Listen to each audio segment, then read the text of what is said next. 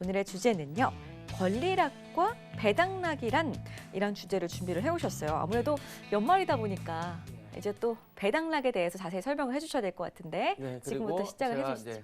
지난 시간에도 이제 유상증자, 무상증자 이에 대해서 말씀을 드렸는데 이제 유상증자, 무상증자가 나오면 항상 따라 나오는 것이 이제 권리락입니다. 권리락이 나오면서 주가가 조정을 받는데 이에 대해서 좀 적지 않게 당황하시는 분들이 많아서 제가 오늘 이 권리락 그리고 비슷한 맥락에 그리고 또 이제 연말 배당 시즌이 도래되었기 때문에 배당락에 대해서 오늘 말씀을 드리도록 하겠습니다. 자, 어쨌든 뭐 둘 다 똑같은 락으로 끝납니다. 이 락자가 뭐냐 화면을 한번 보시면 바로 한자로 떨어질 락입니다. 자, 제가 말씀을 드렸다시피 유상증자도 신주를 받을 수 있는 권리라고 말씀을 드렸고 이 권리는 포기를 하셔도 되고 받으셔도 된다. 무상증자는 어차피 뭐 무상으로 주는 거기 때문에 무조건 받는다라고 보시면 되겠습니다만 그 기준이 되는 내가 무상으로 주식을 받을 수 있는 그 기준이 되는 권리, 그 권리가 떨어지는 날, 그 날 떨어진다라는 의미에서 떨어질 락을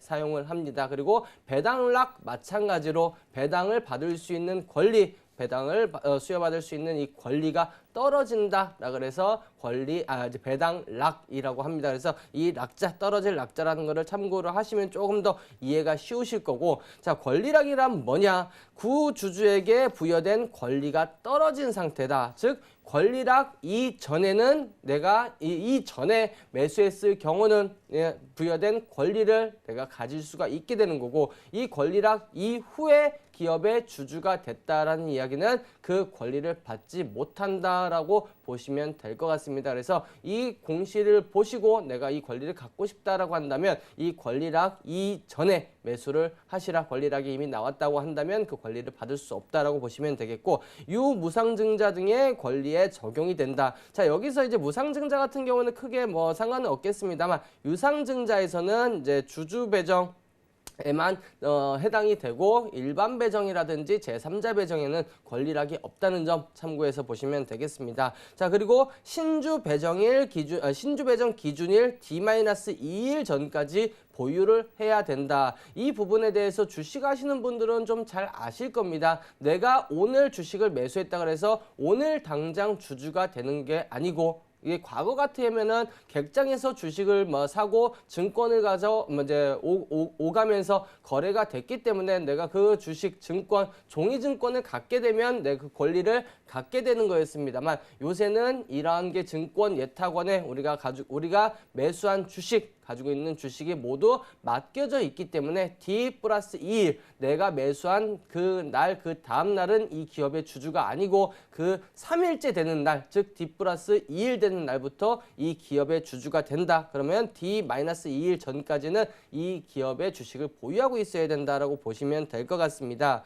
자, 무상증자 예시 제가 어제 말씀을 드렸던 대보 마그네틱입니다. 자, 신주 배정 기준일이 11월 7일입니다. 그렇게 되면 11월 6일이 바로 배당 락일이 되는 거고 11월 5일까지는 주식을 매수하고 계셔야 된다. 그래서 보시면 11월 5일까지는 주가가 5만 원대였습니다. 그리고 11월 6일은 시초가가 26,400원. 왜 5만 원에서 하루 만에 26,000원대로 거의 절반 가까이 주가가 폭락을 했습니다. 왜 그러냐? 제가 어제도 말씀을 드렸다시피 이 권리락이 나오더라도 시가총액은 변하면 안 된다. 근데 주식수가 기존의 320만 주에서 320만 주가 추가로 늘어나기 때문에 이 주가가 권리락 수정 주가가 사용이 되어서 이렇게 주가가 하락이 된다. 그래서 이 급락한 이후에 주가를 매수했을 때는 무상증자를 받을 수 있는 권리는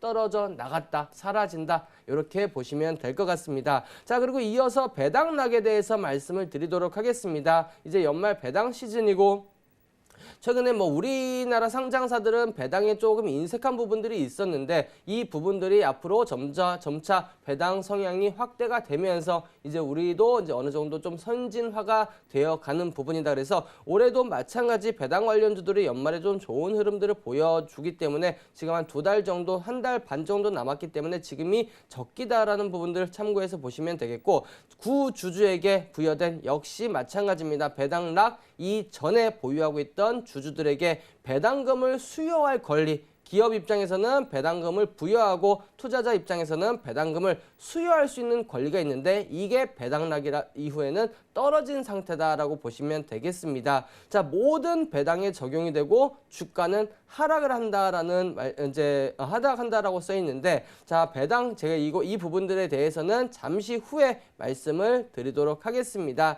자, 그리고 역시 마찬가지 배당 기준일 D-2일 전까지 보유를 해야 된다라는 부분들을 볼 수가 있겠는데, 자, 지금 화면에 보시면은 거위가 있습니다. 어렸을 때 황금알을 낳는 거위라는 동화 많이들 한 번씩은 읽어 보셨을 텐데, 이 거위를 내가 산다고 했을 때 이 한 달에 한 번씩 알을 낳는다라고 한다면 이 알의 가치가 상당히 크다. 이 거위가 가치가 큰 게 아니고 이 알의 가치가 크다라고 본다면 황금알을 산란한 직후에는 또 이 황금알을 기다리기까지 시간이 많이 필요하기 때문에 이 거위의 가격은 바로 하락해버리게 됩니다.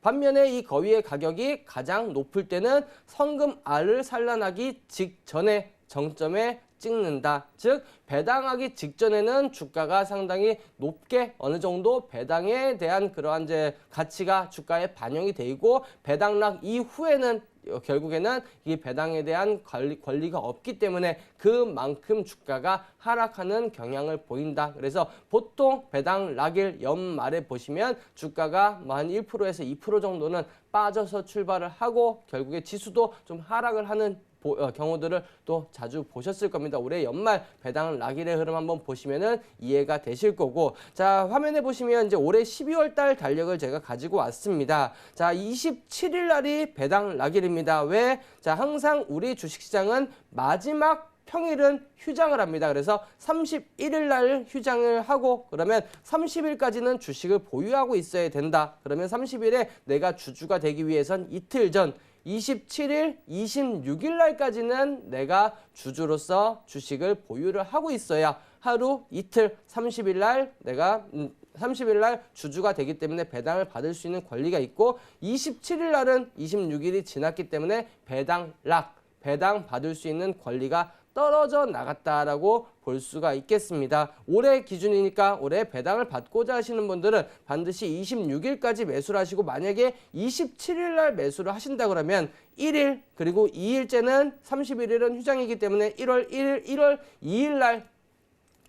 2일 날 내가 이 기업의 주주가 되는 거다. 그러면 연말 배당을 받지 못한다라는 점 참고해서 보시면 될 것 같습니다. 자, 이 지금 화면에 보시는 공시는 한국기업평가라는 기업의 공시를 가지고 왔습니다. 자, 우리나라에 몇 안 되는 분기 배당을 하는 기업인데 그래도 최근에 나온 그러한 배당 결정 공시이기 때문에 이 공시를 제가 가지고 왔다는 점 참고해서 보시면 될 것 같습니다. 자, 보시면 한 주당 배당금이 100원이라고 나와 있습니다. 시가 대비해서 그렇게 높은 배당금은 아니지만 여기에 보시면 나올 겁니다. 배당 기준일이 언제다? 9월 30일이다. 그러면 언제까지 매수를 해야 된다? 이틀 전까지 매수를 해야 된다라고 말씀을 드렸을 겁니다. 그래서 9월 30일, 9월 30일, 29, 28, 27. 자, 금요일, 토요일, 일요일이 끼어있기 때문에 28일이 토요일, 29일이 일요일이기 때문에 그걸 제외한다면 27,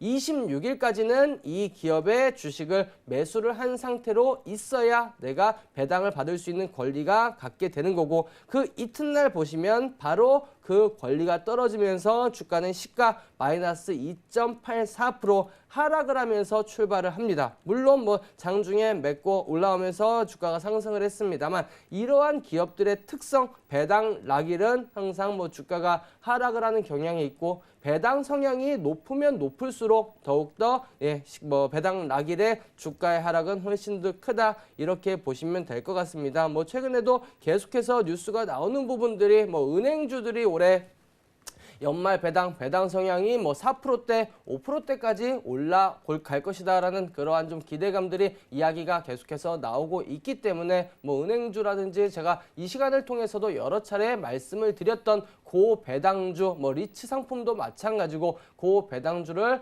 뭐 공략을 해 보시면 지금 시기적으로 상당히 좋다. 그리고 이런 배당을 얼마 받는다, 그 배당을 노리고 오는 것보다는 그 배당 때문에 주가가 올라갈 것이다라고 기대감 때문에 움직이는 부분들도 있으니까 고배당주들 참고해서 보시라는 의미에서 오늘 배당락에 대해서 말씀을 드렸습니다. 이상입니다.